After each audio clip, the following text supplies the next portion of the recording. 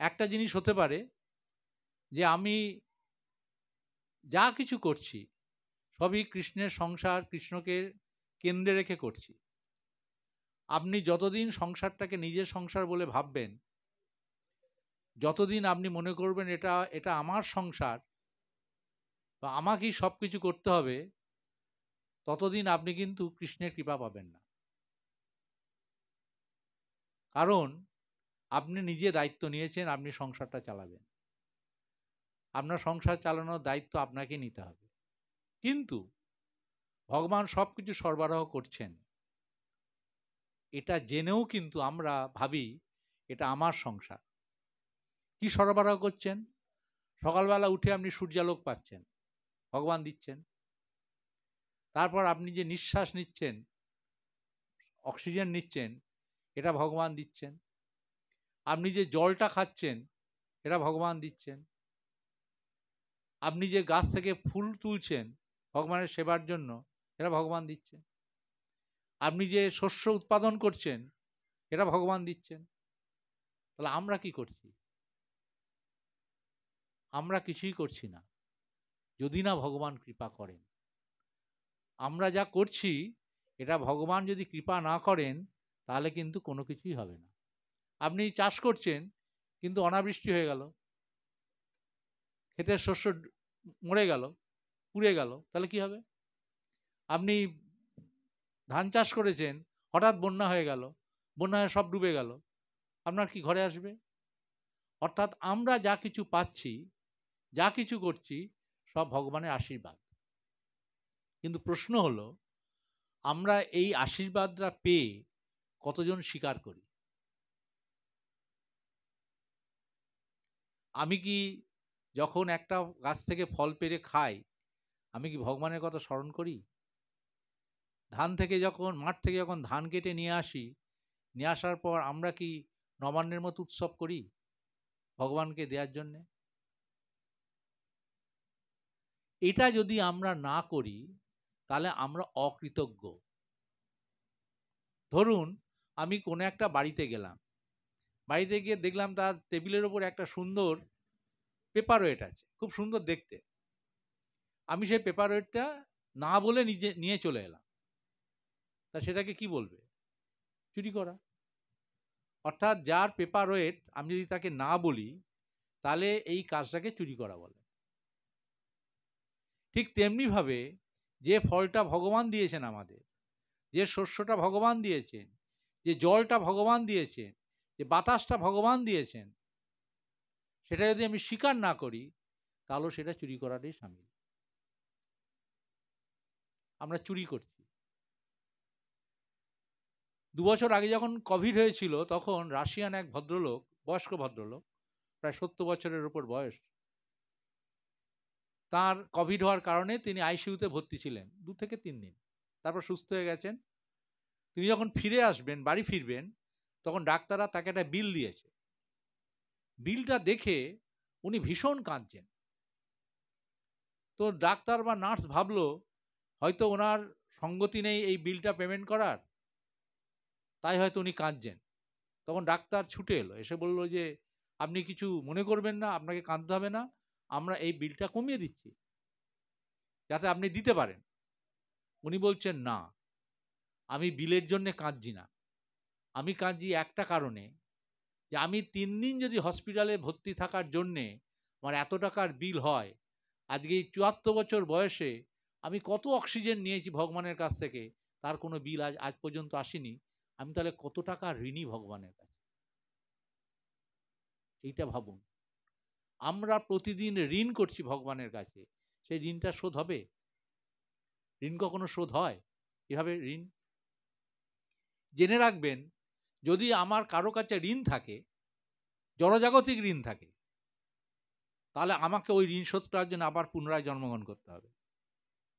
আমাদের বাবা মার কাছে ঋণ থাকে, আমাদের ভূমির কাছে ঋণ থাকে, আমাদের সাধু সন্ন্যাসীর কাছে ঋণ থাকে, আমাদের গুরুদেবের কাছে ঋণ থাকে, সবার কাছে আমরা ঋণী। এই ঋণটা শোধ হবে কি করে? যদি আমি শোধ না করে এই জগৎ থেকে চলে যাই, আমাকে আবার ওই পাকে চক্রে আমাকে ফিরে আসতে হবে এই ঋণ শোধ করার জন্য। কি এমন পদ্ধতি আছে যাতে আমার এই ঋণ শোধ করা যাবে? আজকে আমি সেই প্রসঙ্গেই বলবো যে আপনার যে ঋণ, সেই ঋণ আপনি অনায়াসে শোধ করতে পারেন এবং একদম ফ্রি হ্যান্ড, আপনার কোনো ঋণ নেই, আপনি ভগবত ধামে চলে যাবেন। তাহলে আমাদের করণীয় কি? ভগবান কৃষ্ণ গীতাতে এক জায়গায় বলছেন, জন্ম কর্ম চমে দিব্যম এবং যো ব্যক্তি তত্ত্বত তক্তা দেহা পুনর্জন্ম নৈতি মামেতি সহর্জুন। আমার জন্ম এবং কর্ম এটা দিব্য। প্রভু কিছুক্ষণ আগে বলছিলেন যে ভগবানের জন্ম হয় না, ভগবান জন্মান না, আর ভগবান মরেনও না। ভগবানের কি হয়? আবির্ভাব হয় বা তিরোভাব হয় বা প্রকট বা অপ্রকট হন। যেভাবে সূর্য প্রতিদিন সকালে পূর্ব গগনে উদিত হয় আর পশ্চিমে অস্ত যায়, আমরা বলি না যে সূর্য মরে গেছে। দেখেছেন রাত্রিবেলা কেউ কাঁদছে সূর্য মরে গেছে বলে? কারণ আমরা জানি তার পরের দিন সকালে আবার সূর্য উঠবে পূব দিকে, এবার এই চক্রটা চলছে। সূর্য উঠছে, আলো দিচ্ছে, যাই সন্ধে হয়ে যাচ্ছে, আবার সে পশ্চিম দিগন্তে ডুবে যাচ্ছে, আবার রাতটা যখন পার হবে আবার পূব দিকে উঠবে। এটা আমরা জানি, এই জন্য শোক করি না। এইবার আমাদের কেউ মারা গেলে আমরা কেন শোক করি? সূর্য যেমন উদিত হচ্ছে এবং সূর্য যেমন অস্ত যাচ্ছে, এটা যেমন সত্য, তেমনি আরেকটা জিনিস সত্য, এটা হচ্ছে আত্মার কখনো মরণ হয় না, কখনো জন্ম হয় না। আত্মা অবিনষ্ট। তাহলে আমরা কেন কেউ মারা গেলে কাঁদি? কেন কাঁদি জানেন? যে দেহটাকে আমি আমার বাবা বলে জানি, মা বলে জানি, বা অন্য আত্মীয় স্বজন বলে জানি, এটাকে যেহেতু পুড়িয়ে ফেলা হবে, যেহেতু সমাধি দেয়া হবে, আমি আর দেখতে পাবো না, তার জন্যে আমি কাঁদি। কিন্তু আমার যদি এই ইয়েটা থাকে, বুদ্ধিটা থাকে, যে যাকে আমি বাবা বলে জানি সেটা বাবা নয় প্রকৃত, ওরা বাবার দেহ। বাবার যে আত্মা, সে আত্মার কিন্তু মৃত্যু নেই, এবং আত্মার পরিমাণটা এতটাই ছোট, আজ পর্যন্ত বিজ্ঞানীরা তার সন্ধান করতে পারেনি, কিন্তু শাস্ত্র সন্ধান দিয়েছে। কি বলছেন? আমাদের একটা চুলের ডগের 10,000 ভাগের 1 ভাগ হচ্ছেন একটা আত্মার পরিমাণ। যে কোনো মানুষ তার চুলের ডগ যদি কালিতে ডুবিয়ে যদি একটা পেপারের উপরে ছাপ দেয়, চোখেই দেখতে পাবেন না। চুলের ডগ এত সূক্ষ্ম, তার ছাপ তার 10,000 ভাগের 1 ভাগ, মানে ভাবাই যায় না। এই রকম একটা জিনিস হচ্ছে এই আত্মা, যেটা হচ্ছে চেতন পদার্থ, যেটা হচ্ছে আমার আপনার প্রত্যেকের শরীরে আছে, এবং সেটা হচ্ছে পরমাত্মার অংশ। তাহলে আত্মা যখন এলো, তত সঙ্গে সঙ্গে পরমাত্মাও এলো, কারণ পরমাত্মা ছাড়া আত্মা হবে না, পরমাত্মা মাধ্যমেই আত্মা এসেছে। তাহলে আত্মা যদি মরণশীল না হয়, আত্মাকে যদি পোড়ানো না যায়, আত্মাকে যদি কাটা না যায়, আত্মা যদি যেমন ছিল তেমনই থাকে, তাহলে আমরা কেউ মারা গেলে কাঁদি কেন? এটা হচ্ছে অজ্ঞানতা। এটা হচ্ছে অজ্ঞানতা। যারা জ্ঞানী তারা কিন্তু জানেন যে আত্মার মৃত্যু নেই, ওই জন্যে সেটা কিন্তু দুঃখের কারণ নয়। আমাদের একটা জিনিস বুঝতে হবে ভালো করে, আমরা এই যে জড়জগতে এসেছি, এই জড়জগৎটা কিন্তু সুখের জগৎ নয়। আপনারা যতই এখন মনে করুন আনন্দে আছেন, ভালো লাগছে, পাঠ শুনছেন, কীর্তন হবে, প্রসাদ পাবেন, খুব আনন্দের জগৎ, কিন্তু আপনাকে 3টে দুঃখ পেতেই হবে: আদি ভৌতিক, আদি দৈবিক এবং আধ্যাত্মিক। আপনি যত ভালোই থাকুন এখন, আদি ভৌতিক মানে কি? এই বসে আছেন, মশা কামড়াচ্ছে, ধূপ দিতে হচ্ছে যাতে মশা না কামড়ায়, এটা হচ্ছে কোনো জীব দ্বারা আমরা যখন কষ্ট পাই, আদি ভৌতিক। আদি দৈবিক, যেমন ধরুন প্রচণ্ড গরম, ঠান্ডা, বন্যা, খরা, দেবতারা যে সমস্ত কষ্ট দেয়, সেগুলো হচ্ছে আদি দৈবিক। আর আধ্যাত্মিক, আমার নিজের শরীর থেকে যে কষ্টটা হয়, মাথা যন্ত্রণা হচ্ছে, দাঁত কটকট করছে, কোমরে বাত, বসতে পারছি না, এই যে কষ্টগুলো, এগুলো হচ্ছে আধ্যাত্মিক কষ্ট। এই কষ্ট থাকবে। কোনো মানুষ, কোনো জীব এই তিনটে কষ্টের বাইরে নয়। কারণ এই জড়জগৎ হচ্ছে দুঃখালয়ম অশাশ্বতম। এখানে দুঃখ আছে, এখানে কষ্ট আছে। কিন্তু আমরা একটু ভালো থাকার জন্যে এখানে কি না করি, একটু ভালো থাকার জন্যে, একটু আনন্দ পাওয়ার জন্যে। কিন্তু অ্যাকচুয়ালি আমরা যে আনন্দটা ফেলে এসেছি চিৎজগতে ভগবানের কাছে, সেটা আমাদের মনে নেই। মনে নেই বলে আমরা এই অল্প একটু আনন্দ পেয়ে মনে করি এটা আমার জীবনের অনেক কিছু পাওনা। আসলে তা নয়। কিন্তু আমাদের জন্যে আনন্দের ধাম অপেক্ষা করছে, এবং সে আনন্দের ধামে যাওয়ার খুব সহজ উপায় হচ্ছে জন্ম কর্ম চমে দিব্যম এবং জবেত্তি তত্ত্বত তক্তা দেহ পুনর্জন্ম নৈতি মামেতি সর্জন। আপনাকে টাকা পয়সা খরচা করতে হবে না, আপনাকে সকালবেলা উঠে আপনাকে ব্যায়াম করতে হবে না, কিচ্ছু করতে হবে না। খালি আপনি মনে মনে বিশ্বাস করুন ভগবান কৃষ্ণ, তার জন্ম মৃত্যু বলে কিছু নেই। এই একটা বিশ্বাস, ভগবান কৃষ্ণ কিন্তু তিনি আবির্ভূত হন এবং তার যখন কাজ শেষ হয়ে যায় তখন তিনি আবার অপ্রকট হন। কারণ সারা বিশ্ব ব্রহ্মাণ্ডের মালিক তিনি, শুধু তো এখানে থাকলে হবে না। এবং তার একই সঙ্গে অনেক জায়গায় তার উপস্থিতি থাকে। একে ইংরেজি বলে অমনিপোটেন্স বলে একটা কথা আছে। সব জায়গাতে একই সঙ্গে তার সব জায়গায় উপস্থিত। এই যে প্রভু বলছিলেন 16,108 জন তার স্ত্রী, এই 16,108 জন স্ত্রীকে তিনি একদিনে বিয়ে করেছিলেন, একসঙ্গে বিয়ে করেছিলেন।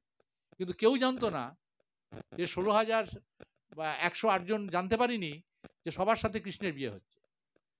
সত্যভামা জানতো আমার সাথেই কৃষ্ণের বিয়ে হচ্ছে, জাম্ববতী জানতো শুধু আমার সাথেই কৃষ্ণের বিয়ে হচ্ছে, সুভদ্রা জানতো শুধু আমার সাথে কৃষ্ণের বিয়ে হচ্ছে। বুঝতে পারছেন?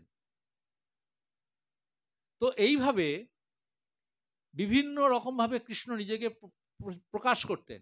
এবং আমরা জানেন যে যে লীলাটা হয়েছিল ব্রহ্ম বিমোহন লীলা, লীলাতে কি না ব্রহ্মা কি করেছিলেন না গরু বাছুর এবং রাখাল বালকদের চুরি করেছিলেন। কৃষ্ণ বুঝতে পারলেন যে সমস্ত রাখাল বালক এবং আমাদের যে বাছুর তাকে ব্রহ্মা চুরি করেছে, কারণ একটা হাঁসের পালক পড়েছিল সেখানে। ওই পালকটা দেখে উনি বুঝতে পারলেন যে হাঁস হচ্ছে ব্রহ্মার বাহন, সে হাঁসে করে এসেছিল, এসে করে এদের সব মায়ার জগতে ভুলিয়ে নিয়ে চলে গেছে। তো এইবার এই যে কৃষ্ণ তিনি সঙ্গে সঙ্গে করলেন কি, যতগুলো যতগুলো বাছুর ছিল বা যতগুলো বন্ধু ছিল রাখাল বালক, নিজেকে বিস্তার করে ফেললেন সব কটা। এমন বিস্তার করলেন যে চেনার উপায় নেই যে কোনটা কৃষ্ণ আর কোনটা সেই বালক, অরিজিনালটা বোঝা যাচ্ছে না। মায়েরা কৃষ্ণ রূপী তার ছেলেকে দেখে অত্যন্ত আনন্দিত হচ্ছে, গাইগুলো তার বাছুরকে দেখে অত্যন্ত আনন্দিত হচ্ছে, বেশি বেশি করে দুধ দিচ্ছে। কারণ কি না স্বয়ং কৃষ্ণ তাদের সন্তান রূপে এসেছে। তা কৃষ্ণ যদি সন্তান রূপে এসে এই লীলা করতে পারেন, তাহলে তিনি 16,108 জনকে বিবাহ করবেন, এটা এমন আশ্চর্যের কিছু নয়। এবং প্রত্যেকটা রানীর একটা করে প্রাসাদ ছিল, প্রতিটা প্রাসাদেই কৃষ্ণ থাকতেন। এবং একবার নারদমুনি এসেছিলেন যে কৃষ্ণ এতজনকে বিয়ে করেছে, কিভাবে সংসার করছে। নারদমুনি দেখার খুব ইচ্ছা হলো, তখন তিনি এলেন, এসে দেখছেন যে যেখানে আছেন কোন এক রানীর জাম্ববতী, বা আমাদের আছেন যে ওর কি সত্যভামা না, কালিন্দী বা জাম্ববতী এর ইয়েতে গেছেন, সংসারে গেছেন, গিয়ে দেখছেন যে কৃষ্ণ সেখানে বিছানায় বসে আরাম করছেন। নারদমুনি গেছেন, নারদমুনিকে দেখে কৃষ্ণ উঠে এসেছেন, তাকে পাদ্যর্ঘ্য দিয়ে সেবা করেছেন, করে তার সঙ্গে কথা বলেছেন, তাকে দিয়েছেন, প্রসাদ দিয়েছেন। দিয়ে নারদমুনি যখন ওখান থেকে চলে গিয়ে আরেকজনের প্রাসাদে গেছেন, তখন দেখছেন কৃষ্ণ তার বাচ্চার সাথে খেলা করছে। নারদ মুনি বুঝতেই পারছে না যে কি করে এটা সম্ভব। একা কৃষ্ণ 16,108 রূপে তিনি কিন্তু সমস্ত স্ত্রীর সাথে বসবাস করছেন। এবং সত্য আমাদের ছিল সত্যভামা, সে দুঃখ পেত খুব যে কালিন্দী একা একা আছে, কি করে সে দিন কাটাচ্ছে, স্বামী তো আমার কাছে থাকে। ঠিক একইভাবে রুক্মিণী ভাবত যে কালিন্দী তো খুব দুঃখে আছে, স্বামী তো আমার কাছে থাকে। কিন্তু কেউই জানতো না প্রত্যেকের কাছেই কৃষ্ণ আছে। যেমন আমরা জানি না আমাদের প্রত্যেকের মধ্যে কৃষ্ণ আছে, আমার মধ্যেও কৃষ্ণ আছেন, আপনার মধ্যেও কৃষ্ণ আছে, কিন্তু আমরা কেউ জানি না। আমরা জানি না বলে আমরা কৃষ্ণের প্রতি বিশ্বাস রাখতে পারি না। কৃষ্ণ, আমরা যখন জন্মেছি, জন্মানোর সাথে সাথেই কৃষ্ণ কিন্তু আমাদের সাথেই আছে পরমাত্মা রূপে। আমার একটা আত্মা আছে, সে পরমাত্মার অংশ, আর পরমাত্মা রূপে কৃষ্ণ আছেন। কৃষ্ণ বলছেন যে আমি তোমার জন্ম থেকে তোমার সঙ্গে সঙ্গে আছি, তুমি যেখানে যাচ্ছ আমি তোমার সঙ্গে সঙ্গে যাচ্ছি, তুমি ঘুমোচ্ছ আমিও তোমার সাথে আছি, কিন্তু তবু তুমি আমাকে স্বীকার করছো না, তবু তুমি আমাকে মেনে নিচ্ছ না, তবু আমি আছি এটাকে তুমি ভাবতে পারছো না। যদি এটা না পারো তাহলে জীবনের শেষ দিন আমি কিন্তু তোমাকে ছোঁব, এবং সেটা হবে কিন্তু ভয়ঙ্কর। আমি তখন বন্ধু হয়ে আসবো না, আমি তখন যম হয়ে আসব। অর্থাৎ আমার মধ্যে কৃষ্ণ আছে, আপনার মধ্যে কৃষ্ণ আছে, এটা যদি আমরা স্বীকার করে নিই, স্বীকার করে যদি আমরা সেই কৃষ্ণের যদি আমরা শরণাগত হই যে প্রভু তুমিই সব, তুমি আমাকে রক্ষা করো। একটা কথা আছে, অবশ্য রক্ষিবে কৃষ্ণ বিশ্বাস পালন, দৈন আত্মনিবেদন গোতৃপ্তে বরণ, অবশ্য রক্ষিবে কৃষ্ণ বিশ্বাস পালন। কৃষ্ণ আমাকে রক্ষা করবেন, এই বিশ্বাসটা আমাকে রাখতে হবে। কেউ রক্ষা করার নেই। যদি রক্ষা করা থাকতো ডাক্তারদের পক্ষে, তা ডাক্তাররা নিজেরা মরতো না।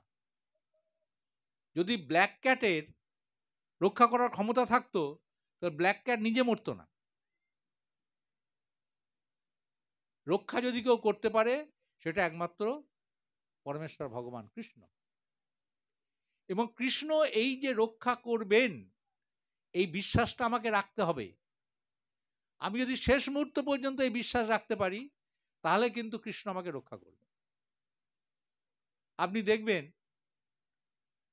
বাঁদরের বাচ্চার বিড়ালের বাচ্চাকে নিয়ে যেতে দেখেছেন মাকে?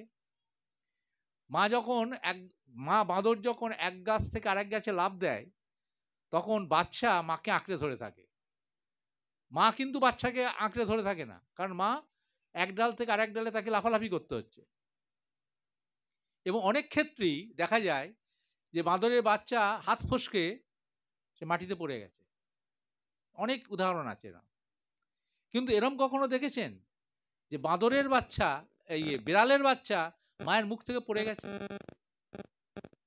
কারণ মা যখন তার বাচ্চাকে ঘাটটা ধরে, বাচ্চা বুঝতে পারে এটা মা আমাকে নিয়ে যাচ্ছে কোনো ভালো জায়গায়। আর যখন ওই একই বিড়াল যখন ইঁদুরটাকে ধরে, তখন ইঁদুর বুঝতে পারে আমি জমালয়ে যাচ্ছি। একই বিড়াল, একই মুখ, কিন্তু তফাৎ আছে কামড়ের। একই কৃষ্ণ, সে আমার বন্ধু হিসেবে আসতে পারে, একই কৃষ্ণ সে যম হিসেবে আসতে পারে। আমি কিভাবে দেখছি কৃষ্ণকে? বন্ধু হিসাবে না যম হিসাবে? যদি যম হিসাবে দেখি তাহলে যম হিসাবে আসবেন। যম হিসাবে দেখার মানেটা কি? আমি কৃষ্ণকে স্বীকার করছি না, কৃষ্ণ ভগবান আমি মানছি না। ঈশ্বর পরম কৃষ্ণ সচ্চিদানন্দ বিগ্রহ অনাদি আদি গোবিন্দ সর্বকারণ কারণ, আমি এটা মানছি না। আমি মনে করছি আমি যা করছি সব আমার ক্ষমতায়, আমার টাকা আছে, আমার লোকবল আছে, আমার এই আছে তাই আছে, আমি সব করে নিতে পারি। আমি কিচ্ছু করতে পারি। ভগবান যদি আমাকে না দেন, আমি কিচ্ছু করতে পারি না। একটা গাছের পাতা পর্যন্ত নড়ে না যদি ভগবান সেখানে সহায়তা না করে। আমরা মনে করি আমি সব, ভগবান আবার কি? ভগবান বলে কিছু নেই। যদি কখনো বিপদে পড়ি তাহলে হয়তো কখনো ভগবান বলে একটু ইয়ে করি, কিন্তু এটা নয়, এভাবে নয়। ভগবানকে আমাকে সবসময় মানতে হবে যে ভগবান আমার সাথে আছেন এবং তিনি আমার একমাত্র বন্ধু। আমাদের সংসার জীবনে অনেক বন্ধু আসে, পরিবারের সবাই কিন্তু বন্ধুই, পরিবারের সবাই আমার প্রিয়জন, কিন্তু আমি যখন ছেড়ে চলে যাব তারা কত দূর পর্যন্ত যাবে? বড়জোর শ্মশান পর্যন্ত যাবে, তারপর তো যাবে না আমার সঙ্গে। কোনো পরিবারের সদস্য তার পরিবারে কেউ মারা গেলে তার সঙ্গে স্বর্গ পর্যন্ত যায় না বা নরক পর্যন্ত যায় না, তারা ওই শ্মশান পর্যন্তই যায়। কিন্তু ভগবান আত্মা সঙ্গে যান নিজে, পরমাত্মা। কেন না? তিনি হচ্ছেন তার অংশ। আত্মা হচ্ছে পরমাত্মার অংশ। অংশকে ছাড়া, পূর্ণ ছাড়া তো অংশের কোনো অস্তিত্ব নেই। ওই জন্য আত্মা সবসময় পরমাত্মার সাথে থাকে। এই বিশ্বাসটা নিয়ে চলতে হবে আমাদের, এবং আমরা যদি এই বিশ্বাসটা নিয়ে চলি তাহলে কিন্তু আমাদের প্রত্যেকের সংসার একটা করে শ্রদ্ধা কুটির হবে। প্রত্যেকটা পরিবারে সন্ধ্যেবেলা কৃষ্ণনাম হবে। প্রত্যেকটা পরিবারে আমরা ভগবানকে কেন্দ্রবিন্দুতে রেখে আমরা সংসার করব। বাজার থেকে যা কিনে আনি না কেন, আমরা সেটাকে, যদি সবজি হয় তাহলে আমরা রান্না করব, যদি ফল হয় সেটা তাহলে আমরা ভগবানকে নিবেদন করব। নিবেদন করার পর তারপর আমরা সেটা সবাই মিলে প্রসাদ হিসাবে পাব। এবং প্রসাদের একটা অপ্রাকৃত লীলা আছে। কটা পর্যন্ত?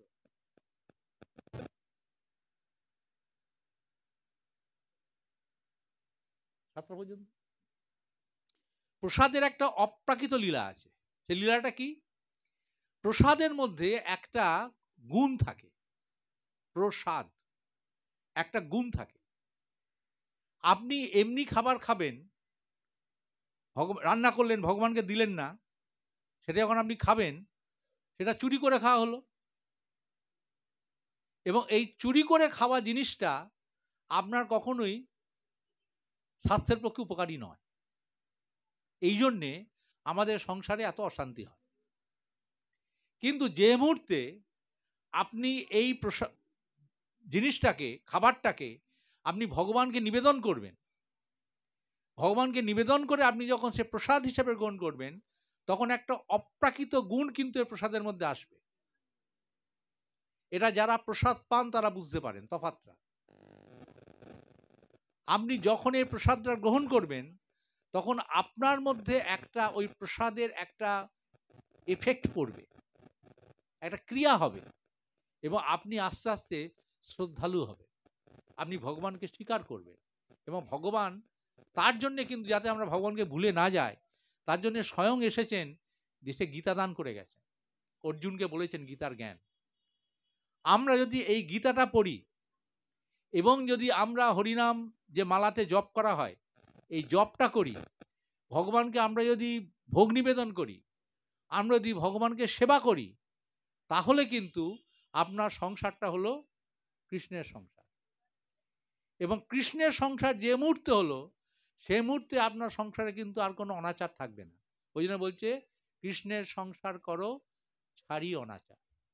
অনাচার থাকবে না। অনাচার মানে কি? আপনি মাছ খাচ্ছেন, মাংস খাচ্ছেন, ডিম খাচ্ছেন, পেঁয়াজ খাচ্ছেন, রসুন খাচ্ছেন, যেগুলো ভগবানকে অর্পণ করা যায় না, সেগুলো নিজেরা আমরা গোগ্রাসে খাচ্ছি, আর ভগবানের বেলায় নকুলদানা। যদি এই হয় তাহলে সে সংসারে অনাচার হয়।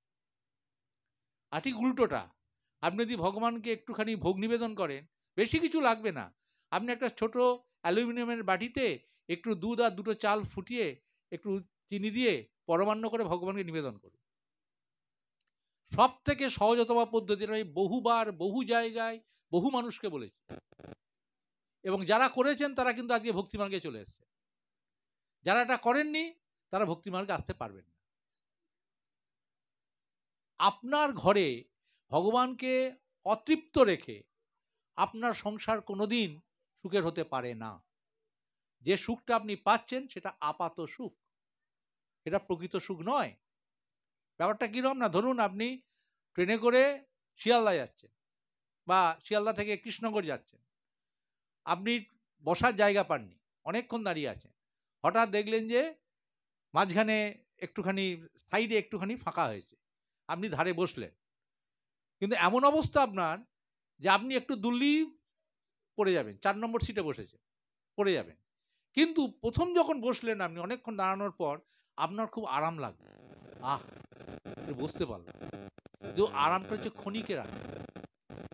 তারপর যখন ট্রেন দুলবে আর ওই ভেতরে লোক যখন আপনাকে চাপ দেবে, তখন পড়েই কি মরি যখন অবস্থা হবে, তখন আর আনন্দ থাকবে না, আরাম থাকবে না। তখন আগে ওই সিটে বসে থাকার জন্য আপনাকে হাত দিয়ে জোর করে ধরে রাখতে হবে, এটা কষ্ট।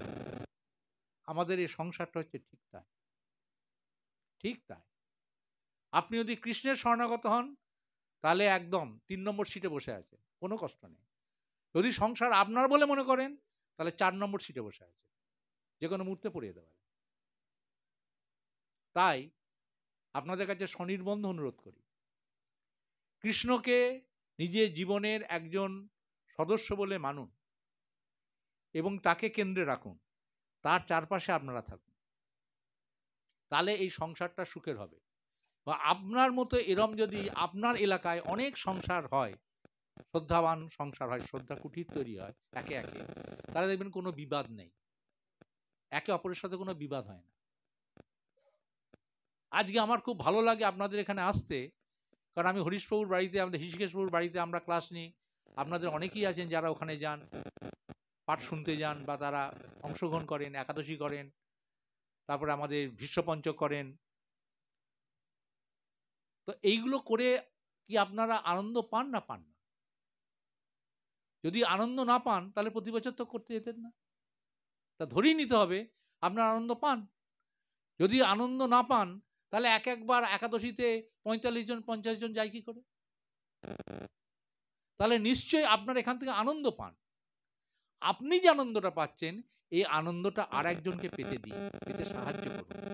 তাহলে দেখবেন আপনার এই এলাকায় প্রচুর ভক্ত তৈরি হয়ে যাবে, এবং যত ভক্ত বাড়বে তত আপনার সিকিউরিটি বাড়বে। ধরুন আমি যে এলাকায় থাকি সেখানে কোনো কৃষ্ণ ভক্ত নেই, ধরে নিন। তাহলে আমি যখন মায়াপুর যাব, তাহলে আমার গোপালকে কোথায় রাখতে হবে? সঙ্গে করে নিয়ে যেতে হবে, কারণ কেউ তো নেই, গোপালের সেবা করবে কে? কিন্তু আমার আশেপাশের বাড়িতে যদি অনেক কৃষ্ণ ভক্ত থাকে, আমি যে কাউকে বলে যেতে পারি, আমার গোপালকে তোমার কাছে রেখে গেলাম, তুমি একটুখানি দেখো। বা সেও যখন যাবে আমার কাছে রেখে বলে, প্রভু একটু দেখবেন। এটা হবে। আপনার একাদশীর দিন আমি অন্য একজনকে আপনার একাদশী করতে আমন্ত্রণ জানাতে পারে, যে আসুন আমরা একসাথে একাদশী করি, যেটা হৃষিকেশ প্রভু করেন। আমাদের আর একটা জায়গা আছে শহীদ স্মৃতি, সেখানে প্রায় 70 থেকে 80 জন একাদশী করেন একসঙ্গে। এটা করলে লাভটা কি? লাভটা হচ্ছে একটাই, আপনার মধ্যে একাদশী করার যে ভয়টা, যেটা আপনি ভাবছেন যে লোকে কে কি বলবে, সে ভয়টা আপনার থাকবে না। আপনি সবার সাথে করছেন, সবাই মিলে করছেন, দেখা হচ্ছে, হাসছেন, একাদশী নিয়ে কথা বলছেন, কবে একাদশী করে জানছেন, একাদশী করছেন। এটা হচ্ছে একসাথে করার ফল। আমরা এটাই চাইছি। এই যে প্রভু এসেছেন কলকাতা থেকে, আমি এসেছি, আপনাদের মাতাজি এসেছেন কি করতে? এখানে শুধু প্রসাদ পাওয়ার জন্যে না, আমরা এসেছি এই জন্যে যে আপনারা ভক্তিমার্গে এগোন। আমরা আপনাদের শুধু সাথে নয়, আমরা আপনাদের একদম মানে সঙ্গে মিশে আছি। যখন ডাকবেন তখনই আমরা আসব, তখনই আপনাদের ভক্তিমার্গে এগোনোর জন্য আমরা সাহায্য করব। এবং যদি গুরু কৃপা না পান তাহলে এই জীবনটা কিন্তু বৃথা। এই জন্য আমাদের প্রত্যেককে শুধু কৃষ্ণ ভক্তির পথে এগোলেই হবে না, আমাকে কিন্তু গুরু গ্রহণ করতে হবে। গুরু গ্রহণের জন্য নিজেকে প্রস্তুতি নিতে হবে। আমাদের এখানে অনেক মাতাজি আছেন, তারা সামনেই দীক্ষা পাবেন, তার জন্য কিছু অনুশীলন আছে, অনুশীলনটা করতে হবে। আমাদের যে বিধিনিষেধগুলো আছে এগুলো মানতে হবে। এবং আপনারা লক্ষ্য করে দেখবেন, যারা মানে তারা কিন্তু একদম মানে অসুস্থ হয়ে বিছানায় শুয়ে আছে তা নয় কিন্তু, বরঞ্চ উল্টোটা, যারা এটা মানেন না তারা অসুস্থ হয়। অতএব আর বেশিক্ষণ টাইম নেব না, কারণ 6:54, আমি আর 2-3 মিনিটের মধ্যে শেষ করব। আপনারা যেটা করুন সেটা হচ্ছে একটা বিশ্বাস রাখুন যে কৃষ্ণ রক্ষা করবেন। প্রথম শর্ত, কৃষ্ণ আমাদের রক্ষা করবেন। দ্বিতীয় হচ্ছে কি, কৃষ্ণ হচ্ছে দিব্য, কৃষ্ণ জন্ম মৃত্যু হয় না মানুষের মতো। অনেকে অনেক কিছু বলতে পারে, ওসব কথায় কান দেবেন না। 3 নম্বর হচ্ছে কি, সংসারটা করুন একটা কৃষ্ণকেন্দ্রিক সংসার করুন, এবং সেই কৃষ্ণকেন্দ্রিক সংসারে কৃষ্ণকে প্রতিদিন আপনি ভোগ নিবেদন করুন এবং বাড়ির সবাই মিলে সে প্রসাদটা ভাগ করে পান। এমন হতেই পারে এখানে আছেন একজন মাতাজি, তার অত্যন্ত বড় সমস্যা ছিল একাদশী করতে গিয়ে, কিন্তু এখন সে সমস্যা নেই। কারণ কি, তিনি ঐকান্তিক, একাদশী আমাকে করতেই হবে এই ব্রতটা নিয়ে উনি লেগেছেন, এবং যিনি বাধা দিচ্ছিলেন তিনি এখন হাত গুটিয়ে নিয়েছেন। এটাই হবে, এটাই হয়। কতদিন বাধা দেয়া যায়? সে তো চুরি করছে না, সে তো ভগবানের সেবা করছে। একটা মানুষের মধ্যে কতদিন বিরোধ করতে পারে? কারণ ভগবান তার মধ্যেও কিন্তু আস্তে আস্তে সুবুদ্ধিটা দেন। এটা হবে, এবং আপনারা প্রত্যেকে ভগবানের কৃপা পাবেন। প্রভুপাদ গীতাতে বলেছেন, আমরা যারা কৃষ্ণ ভক্তির পথে আছি আমাদের আর কখনো অন্য কোনো প্রাণীদেহ পাপ হবে না। আমরা এরপর হয়তো আবার দেহ পাবো, কিন্তু সেটা মনুষ্য দেহ। আজকে যে দেহটা পেয়েছি তার থেকে ভালো দেহ পাবে। আর যদি আমরা না করি, কৃষ্ণ সেবা না করি, তাহলে আমাদের কর্ম অনুসারে নিজ কর্ম গুণদোষে যে যে জন্ম পায় তাতে কুকুর বিড়ালের দেহ পেতে পারে। এবার বলুন কোনটা সুবিধে? কুকুর বিড়ালের দেহ পেয়ে ঠ্যাঙা খাওয়া, না বৈষ্ণবের ঘরে বা কোনো পান্ডার ঘরে জন্মে ভগবানের প্রসাদ পাওয়া জন্ম থেকেই? কোনটা বাঞ্ছনীয়? আপনারা ঠিক করুন। তো আমি আর দীর্ঘায়িত করছি না, আমি আপনাদের প্রত্যেকের চরণে ধন্যবাদ প্রণাম জানাই, এবং আপনাদের কাছে যদি কারো কোনো প্রশ্ন থাকে, একটা দুটো প্রশ্ন আমি হয়তো নিতে পারি, তা নাহলে আমরা এখানেই সমাপ্ত করছি, কারণ এরপরে একটা অনুষ্ঠান আছে, অনুষ্ঠানটা হবে। আর বেশি কটায় শুরু করবেন? 7টায়? হ্যাঁ, ও নামের দল এলে হবে। বলুন, আপনাদের কারো যদি কোনো জিজ্ঞাসা থাকে, কারো যদি কোনো সমস্যা থাকে, যে যে কথাগুলো বললাম এগুলো পালন করতে গিয়ে আপনার সমস্যা হচ্ছে, হতেই পারে। আমি সব জায়গাতেই দেখি যে সমস্যা থাকবে, সমস্যা থাকবে, এবং সমস্যার মধ্যে সমাধানও থাকবে। আপনার যদি কারোর ইয়ে থাকে, প্রশ্ন থাকে, তাহলে আপনি জিজ্ঞেস করতে পারেন। যদি না থাকে তাহলে এখানেই শেষ করি।